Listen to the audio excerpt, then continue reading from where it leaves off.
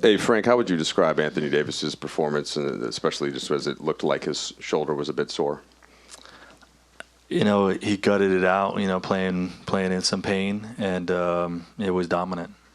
Is probably the word. I mean, he was obviously impacting the game on both ends of the floor, but just the pressure he puts on a defense, with his ability to spin out of lobs, his ability to attack the basket with the ball, and then what he's doing on the glass is spectacular as well. So, they didn't have an answer for him tonight, and he was terrific. Did you get any answer from him, just what happened specifically with the shoulder and what the kind of the plan was just to get him through the game? No, I mean, we just, I just met with the medical team or discussed it with the medical team. Told them during that first time out, check him out and let us know if we got to pull him, we'll pull him. And, they decided he's good to go.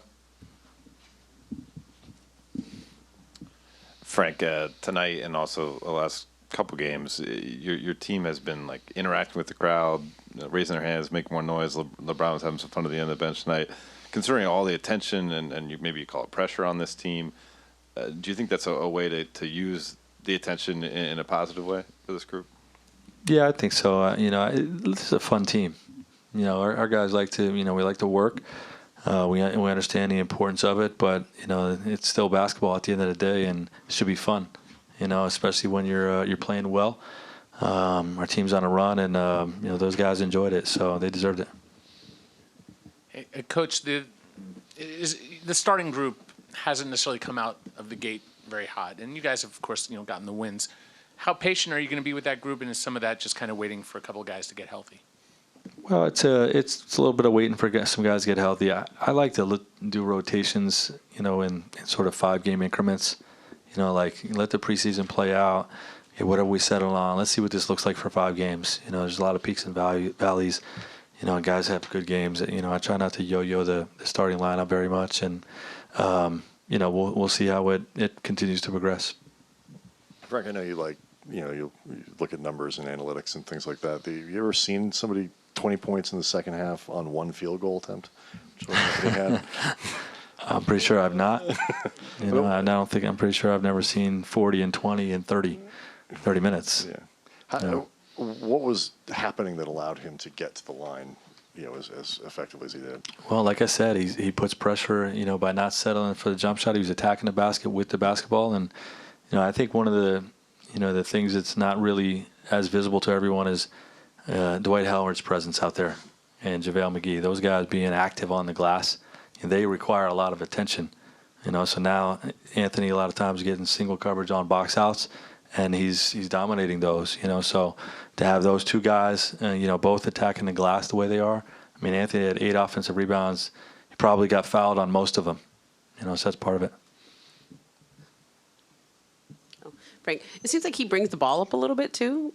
Is that by design, or is that just that's how it's evolving sometimes? No, it's by design. He's we call him a rebound and push guy. We want a point guard led break with whoever we designate as the point guard, whether it's LeBron or Quinn or Alex or when Rajon is back.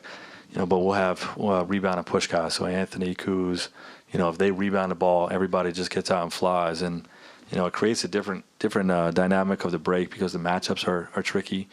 You have big guys picking up the ball in transition, and that's unique. So we're getting a lot of value out of that. Is that something he's comfortable with, or has he done that a lot in the past? Oh yeah. No, he's definitely done that a lot in New Orleans. It's not anything new to him. Hi. When Anthony Davis went in to get his shoulder retaped, did you know that it was just for a retape, or were you worried that he had hurt it again or felt too much pain? I was prepared to go the rest of the game without him. Like I said, he went in the back, and we're getting close to the time that he was, his rotation where he was going to go back in. He wasn't around, so at that point, I thought all night that there was a chance that we could have to play the game without him. So we were prepared to do so. I think if you add the last 2 games, AD is 39 for 40 at the line. Is there something about his composure or something that you see in practice, the way he can take those free throws, maybe without emotion? No, it's not really anything I see in practice. He's a great free throw shooter, and he's in a good rhythm. I think I forget whether it was the first night of the season he missed 5 free throws or maybe the second. And I think obviously a great shooter misses free throws like that. That's going to lock in your focus in the practice. So that's probably paid dividends in the last couple games. Hey, Frank, every season Anthony has had a few number of injuries. I was wondering, when you're looking at the big picture with that and the shoulder, how does that shape how you guys manage him?